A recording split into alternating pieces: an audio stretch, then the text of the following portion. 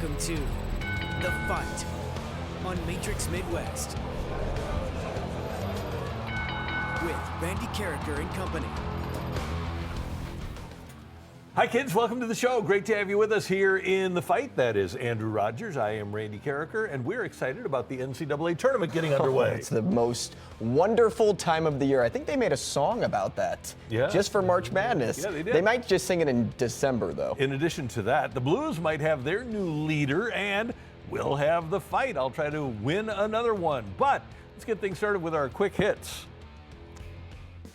And Andrew, Venezuela claimed their first World Baseball Classic title in Miami by beating the USA. The U.S. offense was not good in this game and not good in the tournament, and they lost to a team that grew up without all the technology and numbers that American kids have.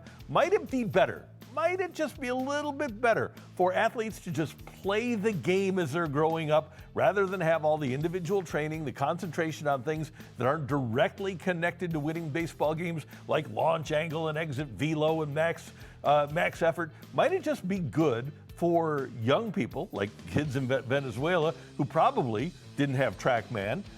Might it be better for them just to play the game? This has me thinking back to our conversation with Rob Serfolio.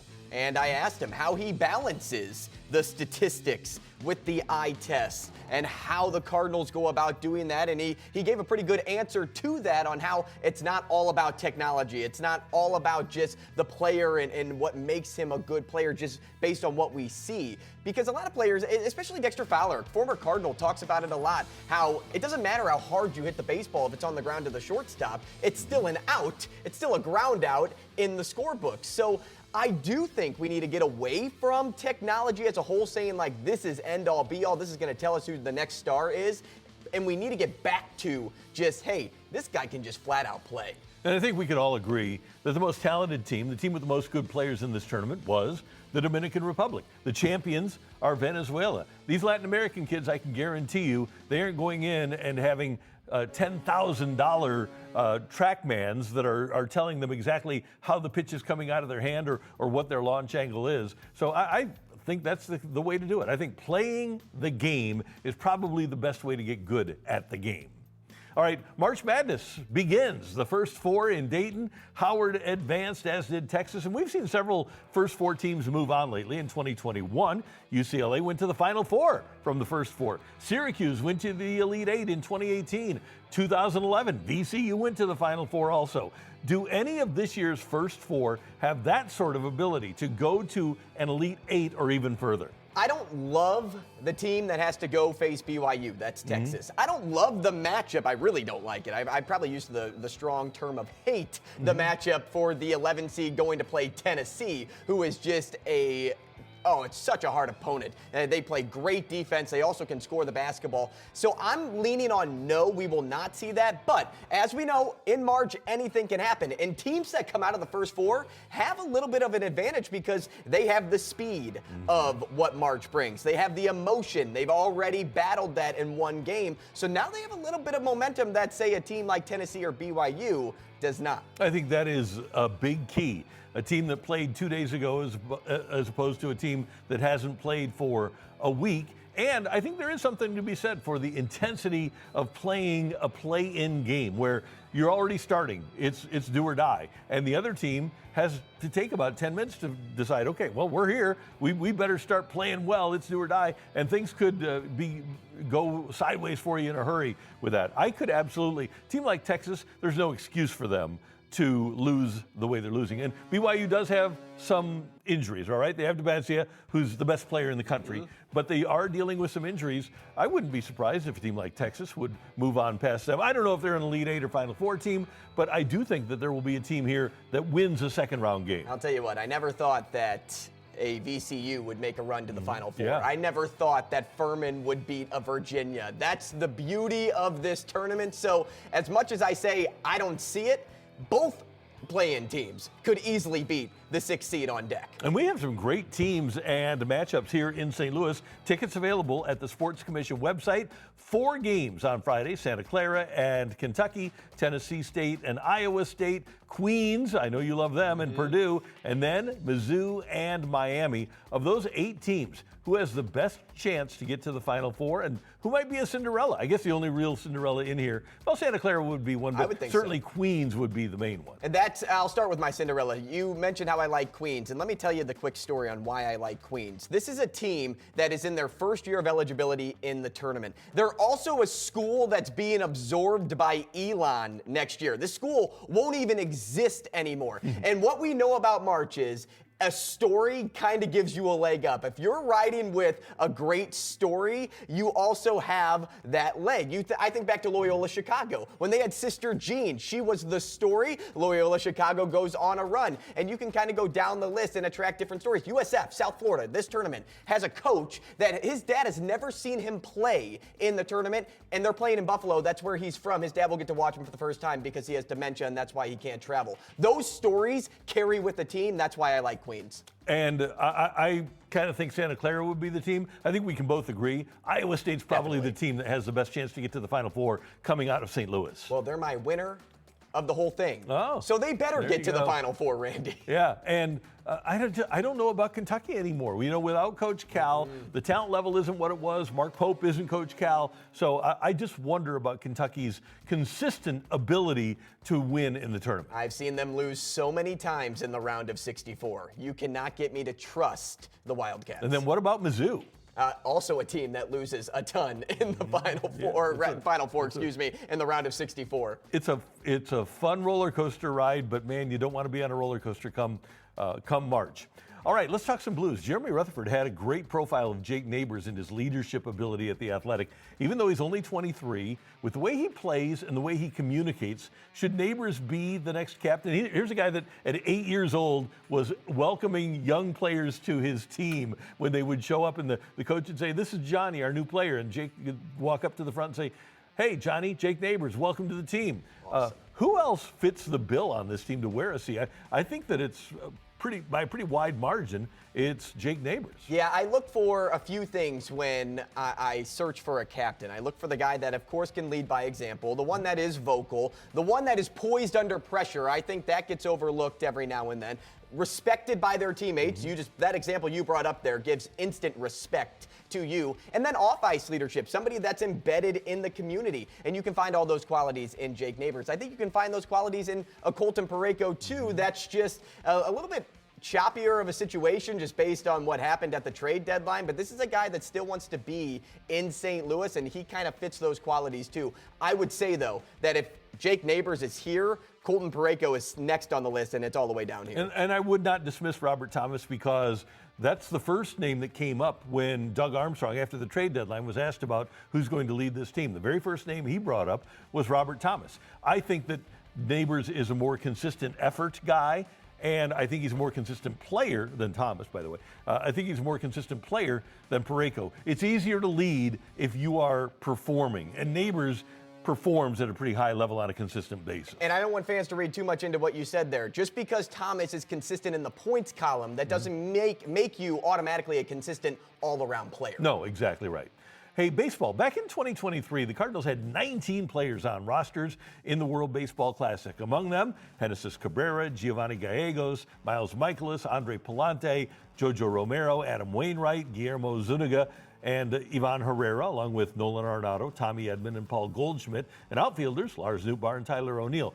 That Cardinal team didn't get a great chance to develop chemistry and wound up losing 91 games. This year, the Cardinals had just 8 players on World Baseball Classic rosters and only one that has a chance to play in the majors this year, and that's Thomas Saggese, who played with Italy. I wonder if it's better to have fewer players away and more chance to build chemistry in camp, especially with a team as young as this one is. There's something to be said for having superstars. The Royals, in this case, had superstars in the championship game that are also young. They can get away from, hey, you guys need to be in spring, because those guys know how to play together, and they have been playing together for years now and are successful. This Cardinals group, it made a lot of sense to keep a lot of guys at home, because you want to develop that chemistry. You also want to see who plays well with your team outside of the fact of, hey, he just plays well individually. I'm not saying, hey, Thomas Saggese, you did the wrong thing by going, or Gordon Graceffo, or anything like that. But I also think, to Thomas Saggese's example, if he would be in St. Louis and not on Team Italy, would he have a better chance at having more of a role coming back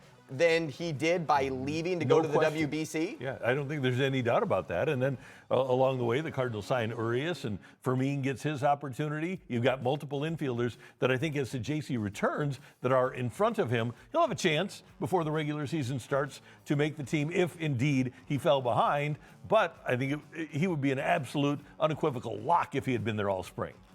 Those are your quick hits here in the fight. And later in the show, we've got a little risky business. We're going to put a bet together. All you need to do is join us, and then when we make our bet, you can make it as well. And we're going to build a parlay with some risky business. Coming up, we've got the fight, plus Matthew Rocchio previews City against the New England Revolution. Next, here in the fight.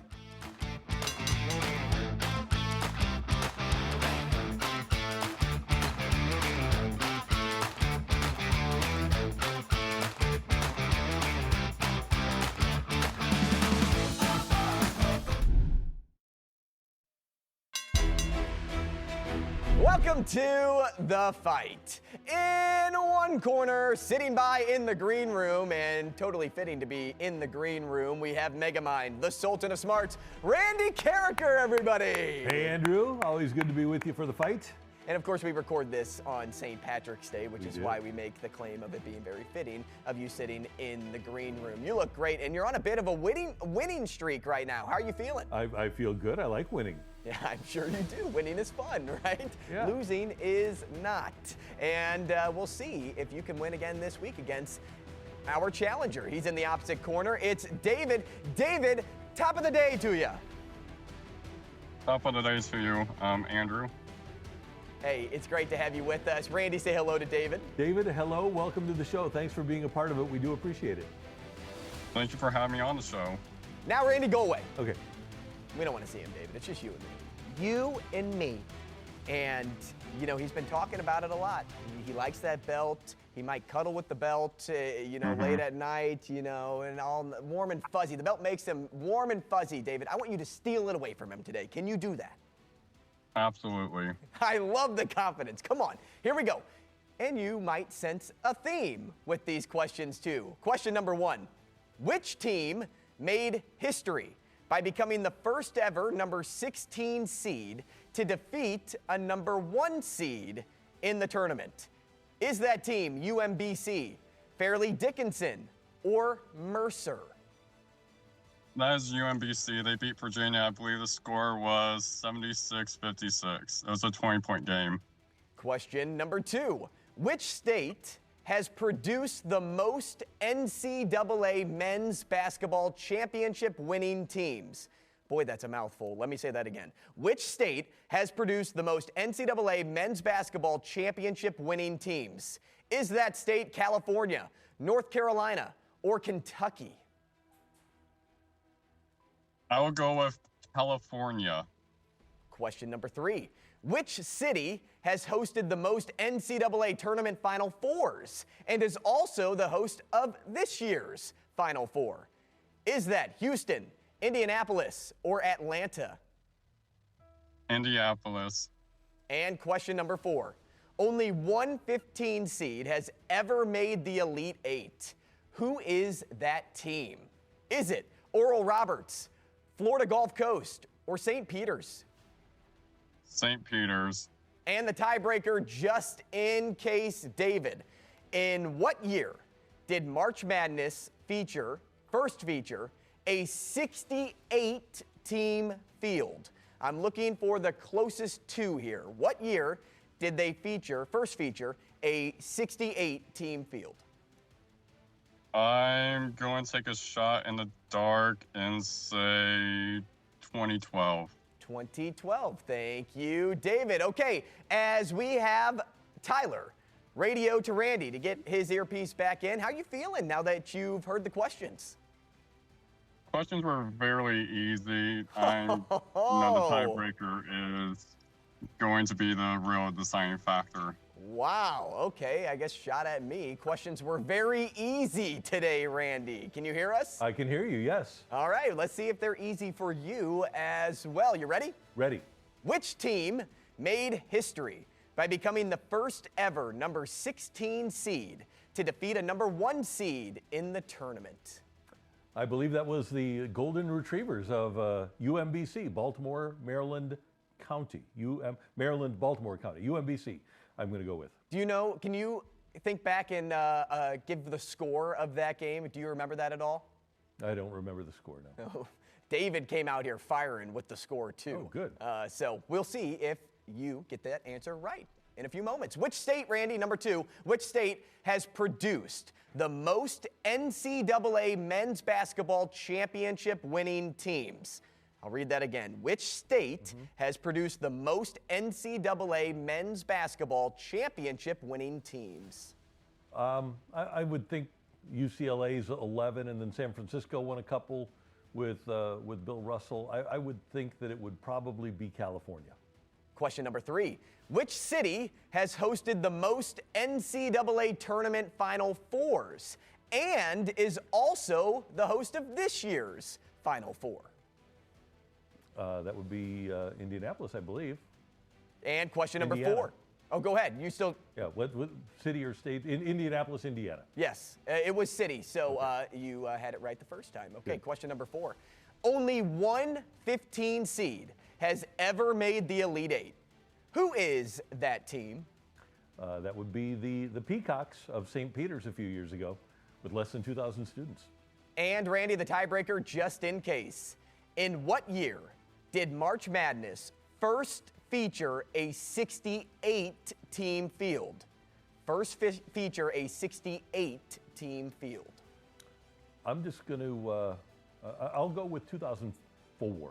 2004. Yeah. Thank you, Randy. All right, fellas, let's go back through the questions and see who our winner is today. Randy, did you think those questions were too easy? No. Thank you.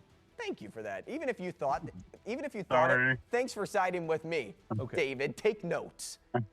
All right, here we go. Let's go through this. Question number 1.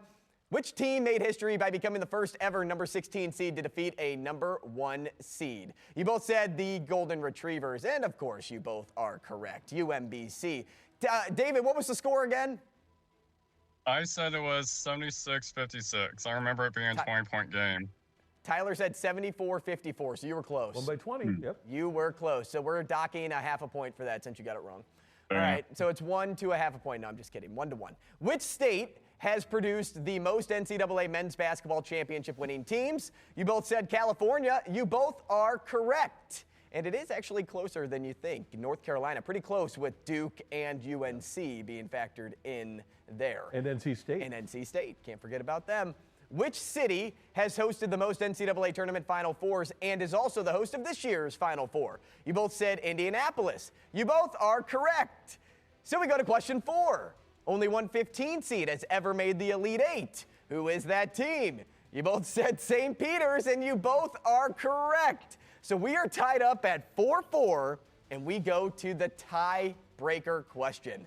And that was, in what year did March Madness first feature a 68-team field? David, you said 2012. Randy, you said 2004. And the winner of today's fight is David. David gets it closer. It was 2011 that the field first added the first 4 teams in. So, Randy, David gets you 4.5 to 4 today, and that is the toughest way to go down when you get all the questions right. Great job. Thank you so much. It was a tough bout, for sure. Oh, yeah, it was, definitely. Good job, David. At least the battle was tough in David's eyes, and the questions, I guess, not so much. David, any last words now that you're taking home the belt today? Best of luck next time. I just got to say, it helps working in college athletics. I hear a lot. Oh, so he feels like he's got the leg up because of that. David, great job today. Randy, any final words? Congratulations, David. Great job, and way to go get him. Thank you so much. David, we appreciate you playing today. Randy, he got you just by the tiebreaker, but that's no fault of yours, really, because the tiebreaker is supposed to be the most impossible question out there. So David wins today 5-4 via the tiebreaker, and that is the fight. And if you would like to participate in the fight, just go to matrixmidwest.com, fill out the form, and we'll get in touch with you. Or you can just send an email to thefight@matrixmidwest.com, and hopefully you'll be able to play against me. We record at about noon on Tuesdays and air, of course, on our Wednesday show. This is usually the time that we visit with Jen Cease from St. Louis City SC. She's out. Our buddy Matthew Rocchio, my co-host at STL Sports Central, is with us. You can watch us on YouTube every day at 3. And we're getting ready for MLS action, St. Louis City SC against the New England Revolution. How'd you do in the fight, by the way? I would have gotten 3 or 4 right. I think I had a guess on one of the 4. It was a solid bout of NCAA trivia tournament trivia. Good job on that one. Thank you. See, Matthew, you hyped me up too. You know the drill. You know where you're I know sitting, the struggle. right? I know the struggle. Yeah, I know. Yep. Firsthand. And you'll be able to hear Matthew with all of his great soccer analysis on STL Sports Central. And last week he was in for Jen, and you'll hear him a lot on Y98. Matthew, only 3 winless teams in the league. St. Louis is one of them. Columbus and Philly. How much of a drag is that on the franchise at the moment? It's a big drag. Casual fans don't want to hear the nitty gritty. The team's improving. They're building a new system. They're getting better every game a little bit better. Casual fans don't want to hear that, and that's who's going to make up the majority of the people in the stands. And so it's a drag right now. Fans are having a rough time with it right now. But I will say, Yohan DeMay has been very consistent that they are building things. Slowly they are progressing. The defense is a lot better than they thought it was going to be. The buildup through the midfield is a lot better than they thought it was going to be. They just didn't expect it to be this much of a problem and actually scoring the ball in the final third. So as this team searches for its first win, how much margin for error do they really have? It's very slim, and I think the LAFC game is a great example because they outplayed LAFC. They're one of the best teams, if not the best team in the league, for the first 72 minutes of that game. And then Daniel Edelman just overcooks a pass a little bit, and it's 1-0. 7-8 minutes later, Marcel Hartl does the exact same thing in the midfield, and all of a sudden it's 2-0, and you're pretty much out of the game because you scored 1 goal the entire year. It's not like you're going to score 2 against a team that has literally not let up a single goal this entire season. So the margin of error is almost nothing right now because they can't put the ball in the back of the net. They can create fine, but they just can't score, and that unfortunately is a large part of the game. Matthew, New England got their first win last week. What does that matchup look like this weekend? It's such an odd game because New England they're also putting in a new system under first-year head coach Mirko Mitrovic, and so they're also really slow to start this year. They had 1 goal going into their matchup against Cincinnati. They're down 1-0 in the 25th minute, and then you just saw their first goal right there. They would go on to score 6 unanswered in that game. Again, 1 goal in their first 2 games, 6 in another game. And, they didn't create a lot of really good chances. They just scored some insane goals throughout this entire game against Cincinnati. So it's kind of hard to get a gauge on what the Revolution actually are at this point. But against a good City defense, it seems like it's going to be a low-scoring game at Energizer Park. Here's my squirrel brain for everybody. That celebration done there on that goal by New England, I don't really get it. I don't know if you just saw that one, Matthew. I don't understand that one. I get it when the player's about to have a kid, and it's usually like a fun joke there. But yeah, it's just a thing. Players stick the ball under their belly. I don't get it either. It's a little bizarre. Okay, what areas of City's game do you think are closest to clicking for this group right now? It's the defense. I mean, they're out there with 2 starters still on the bench in Mamadou Mbake and Falou Fall, and that the defense is the best part of the team right now. Dante Polvara had to switch positions from being a midfielder his entire life to playing as a center back. He's been one of the best players in the game. Hazy Orozco was playing left outside back as a defender last year. This year he's playing right center back, and he's even better than he was last year. So the defense being as good as it has been, with players playing out of position or switching positions, and the starters not being in yet, the projected starters, I should say, not being in yet, that has undoubtedly been the biggest surprise so far for St. Louis City. And the last line of defense, Berkey signed that extension late last season. How frustrated is he that the team just doesn't score at all?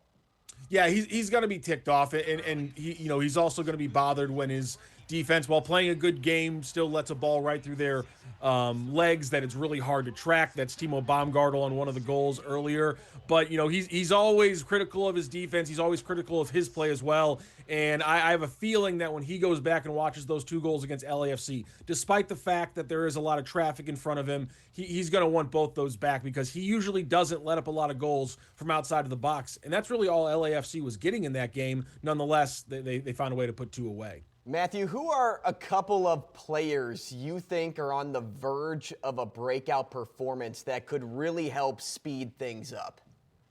That's a tricky one, but I think, they're not on the verge, but certainly if Conrad Vollum or Rafael Santos pick up their play in the wingback spots, that's going to be a big thing for City. It's hard to say they're on the verge, though, because they've really struggled this season. They're not connecting on crosses. They're not impacting the game in the box, which is really worrisome. Conrad Vollum actually had 6 touches in LAFC's box over this past game, and he was ineffective in every single one of them, and that's a little worrisome. I would say Marcel Hartl is easily the best player on this team. He had a good game, but he failed to capitalize on the opportunities that were right there for him. If he continues to up his game, if he gets a little bit more help, he could really break out. And I'll just go to, players off the bench. Sergio Cordova, the new striker, has been dialing in. He only really had 1 full week of practice, or only 1 practice before his first game. Then he had a week full of practice for his second game last week. And now he's actually been able to dial in. I would expect to see Sergio Cordova start this weekend, and he could really be the player that opens up the City attack.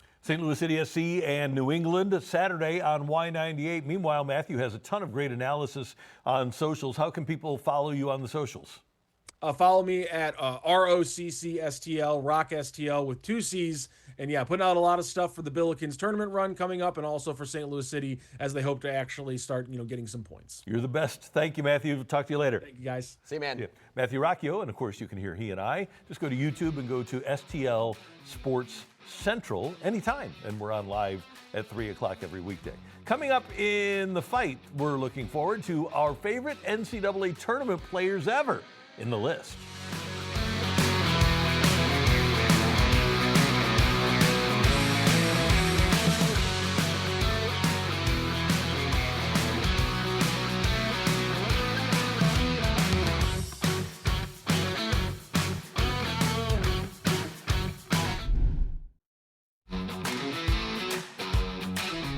March Madness is officially here, and before we get into the bulk of the action, we give you our favorite March Madness players ever.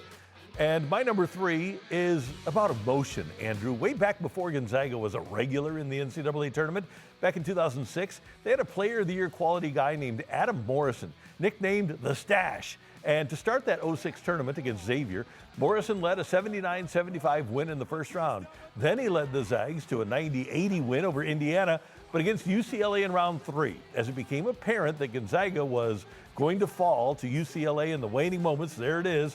Morrison was overcome with emotion, collapsed to the floor, and seeing the pure emotion of a guy who so badly wanted to win and left everything on the floor was something I appreciated and embraced. A lot of people didn't want that. They want players to be robots and not show emotion, and they thought that it was terrible that he cried because it was going to be his last college game. It's supposed to hurt to lose. Right. And Morrison was pretty darn good, too. He was the 3rd pick in the NBA draft and had an okay few seasons in the league. How about the stones of that photographer, too, at half court? Yeah. You get, almost right up in Morrison's face there. That takes a lot of guts to do that when the player is at his most vulnerable. But, looking at him in terms of just the baggy jersey, I know it's everything nowadays is so tight-fitting, but you see the baggy jersey, you see the hair. It's a little bit like he's wearing a wig. You mentioned the mustache. Does he not give off Chad Powers vibes? Oh, that's a great call. He really does. That's a great call. Yeah. I don't know if this is a real person, Randy. Maybe he was 30. That could be. Maybe he was actually an NBA player in disguise throughout the entire tournament. Yeah, or maybe he had led his team to a previous team to a near championship, and he wanted to take one more shot. So his dad, the makeup artist, lost his makeup because he used it. Adam Morrison used the makeup to look like a college player. Yeah, great job. Great job. Good job. All right, my number 3. Buddy Hield delivered one of the most electric NCAA tournament runs of the 21st century in 2016. And he played for the Oklahoma Sooners, and he took them all the way to the Final Four. He was the consensus National Player of the Year. He averaged 25 points per game during the tournament. He had performances of 27, 36, 17, and none bigger than his 37-point takeover against Oregon. They were the #1 seed in that tournament, and that punched Oklahoma's ticket to the Final Four. Night after night, Hield showcased deep shooting range, confidence in big moments, and the ability to just completely take over games. He's just one of March Madness's most memorable individual performers out there. And he's had a good but not great NBA career. After this tournament, I thought he was going to be an absolute NBA stud. I mean, I was thinking Steph Curry quality, but he hasn't been that, although he did get a chance to play with Steph for a while.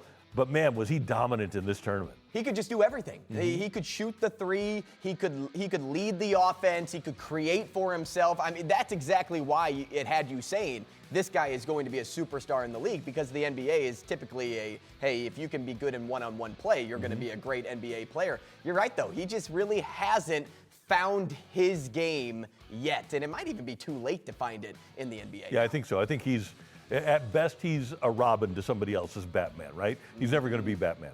All right, my #2, freshman Carmelo Anthony. He was remarkable for Syracuse in 2003. He just kept getting better.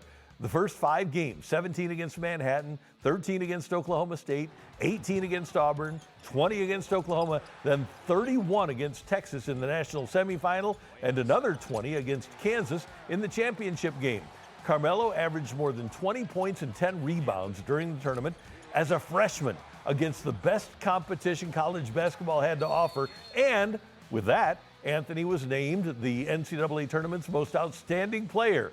Unfortunately for him, he came out in a year and a draft that LeBron James captivated the nation as a senior in high school, and Darko Milicic captivated the basketball-watching world from abroad. So Anthony went third ahead of Chris Bosh and Dwayne Wade, one of the great drafts in the history of the NBA. And of course, Anthony won a gold medal, and he made the Basketball Hall of Fame. And what a steal for getting him at number three overall. Yeah. I mean, this is a guy that I mentioned how Buddy Hield took over games. That was Carmelo Anthony. And the beauty of Anthony doing it was the point that you made of him being a freshman. He's one of the few freshmen that have ever won most outstanding tournament player. I don't even know if before the one and dones, right? Before that, I don't know if it was more than 3 at the time when Carmelo was named most outstanding player. I think he was the third to ever do it. Yeah, and here's another thing about him. He is so gifted offensively that he scored a ton of points, and he could win games just with his offensive prowess. He never really had to work hard on defense, even in the NBA, and I think that wound up hurting him. His lack of defense, and it was because he was so good offensively, he really didn't have to try until he got to the NBA. I think the lack of effort on defense really hurt him. My #2, Randy, Kemba Walker's step back. Ooh. Okay, so that was recreated by me so many times in my driveway. He has to be on my list. The author of one of the most unforgettable March Madness runs ever in 2011.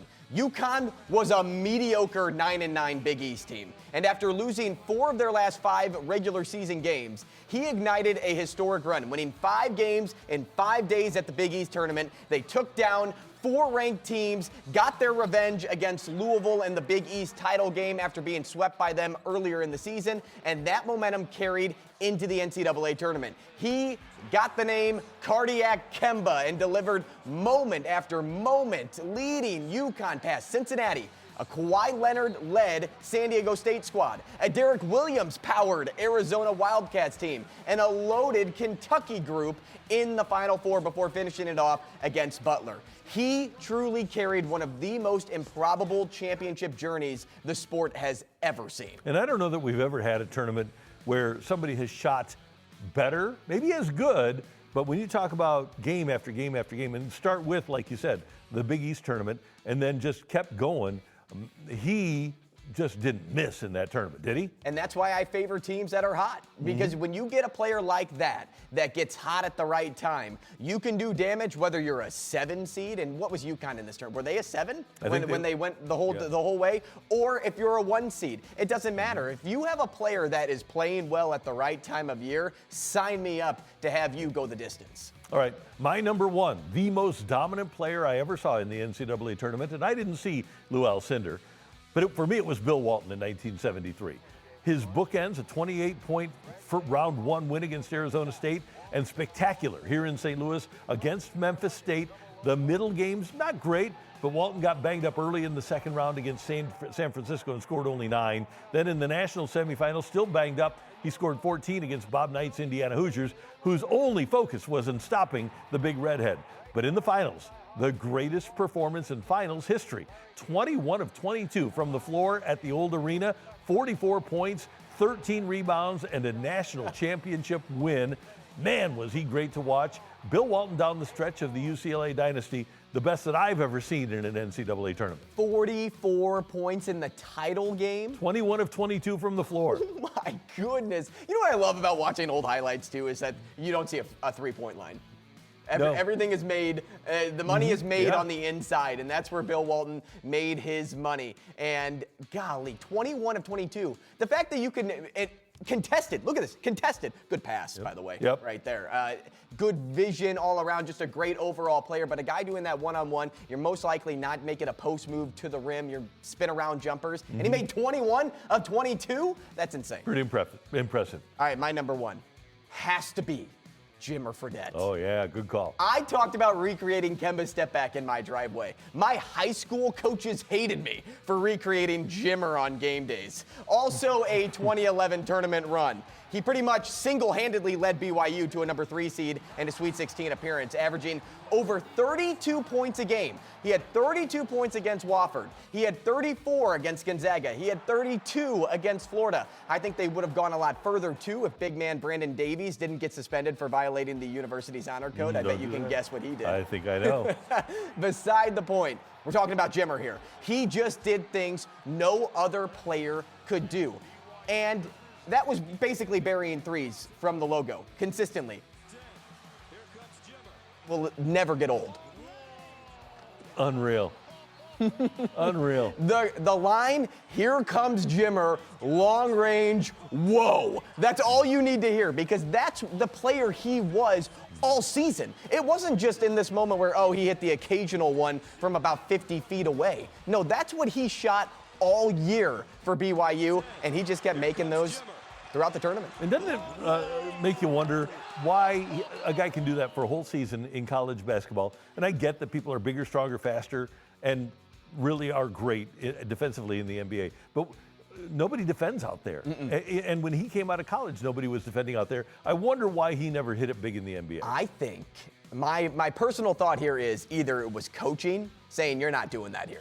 We're not having you do that here. So he got away from his game, 1. Or 2, he gets put on a team and he's not the star of that team. In the NBA, you have already a guy there that leads every charge. And so if he's paired up with, say, a LeBron James, and he wasn't, but for the example here, if he's paired up with LeBron, you mentioned Batman to Robin. Jimmer Fredette's now a Robin. He's not feeling comfortable taking that 3. All right, if I'm going to pick one for this year, I'm going with A.J. Dispenza from BYU. That's my guy. I think that's a great call. I think, is it Donovan, is it Atwell, Donovan Williams? See, now I'm getting my names mixed up here. It's Texas Tech's best 3-point shooter. He's taken over for J.T. Toppin. Watch out for him. I know it's Donovan. Just look for that name. You'll find it. All right. It's going to be a fun tournament, and we're looking forward to it. Coming up next, we might even take a little look at that with our parlay. We're going to build a parlay with some risky business next year in the fight.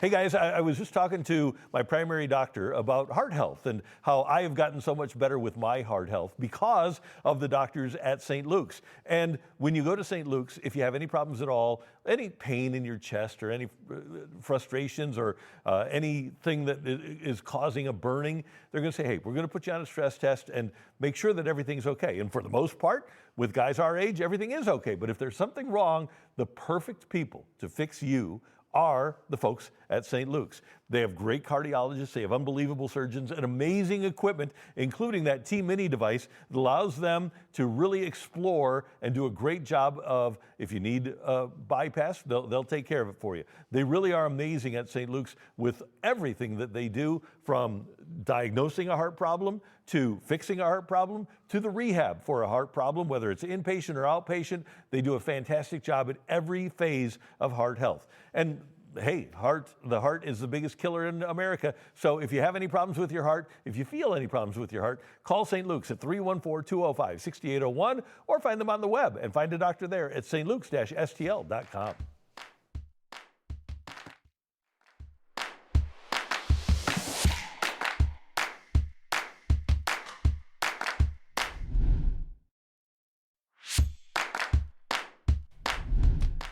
All right, time for us to build a little parlay, and we're going to take a look at the NCAA tournament.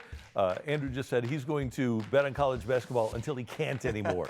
All right, the last game of the first round is right here in St. Louis, and it's a team from right here in Missouri. It's your Missouri Tigers taking on Miami, and Miami is a 1.5 favorite in this game.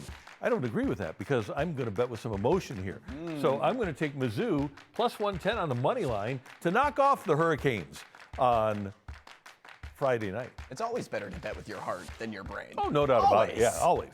And speaking of betting with your heart, Randy, let's keep that trend going with our friends in town. St. Louis University against Georgia. And what really stands out to me is SLU is a 2.5-point underdog, but they're the favorite as a 2.5-point underdog. So I am going with SLU on the money line as well. This is a group that if they shoot well, and I know it's an if, and there's an if in everything, but if they shoot well, they'll win this game because Georgia is too inconsistent defensively. Offensively, they're great, but SLU can match them up 1-for-1 if they shoot the basketball well. Check out that over-under. Yeah, that's a lot. Woo, right? 169. That right there shows you everything you need to know, right? With like Houston, 138 here, Kennesaw State, Gonzaga, 154, 169.5. Fun. All right. So if we put $100 on this one and then we win, which we will, we are going to come up with a $224 payout. Pretty good deal. Like All that. you have to do is put that one down. Go All Missouri. right. Coming up, we've got Take It or Leave It. We've got Story Time with Uncle Randy, and we've got Today in Sports History in the Fight.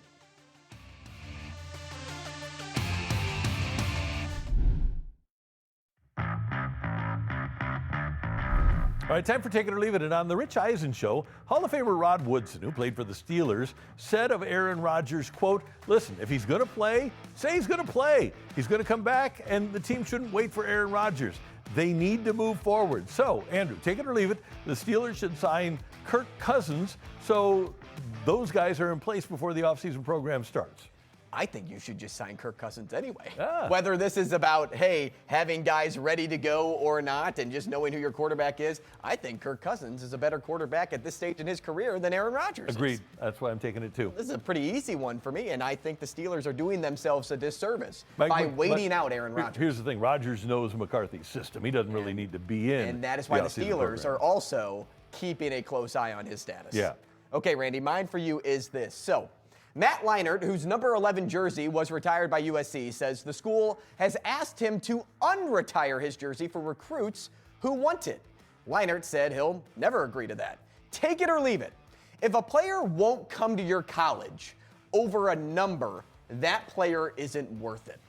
I am going to leave that. And the reason I leave it is because one of the most famous numbers in college football is at USC. It's number 55. It's a linebacker number worn by people like Junior Seau and Chris Claiborne and many others. And that is a big thing for linebackers to come there and get number 55. But if you want the number to be available for other players, don't retire it. Okay. And then don't ask a player to come and say, I need that number. Don't ask Matt Leinart to unretire it. It's not his fault. He didn't ask for the number to be retired. I'm happy you said it that way because the second half of your answer is why I also leave this, Randy, because I don't think college football players should have their jerseys retired at all. There's not enough numbers out there with how big a team is for you to retire college numbers. And plus, yes, they did well and did great things in college, but everybody knows that where you make your money, what everybody remembers your legacy It's in the pros. Yep. It's not in college. No, I don't think any college player should have their jersey retired. Yep. All right, let's move on now to story time with Uncle Randy. It's a fun element. We're going to spin a wheel. We're going to come up with a decade. We're going to come up with a sport. We're going to come up with a quick story for you. And here we go with our decade, and it is the 1980s. All right, and then we've got a sport from the 1980s. I was around, you know.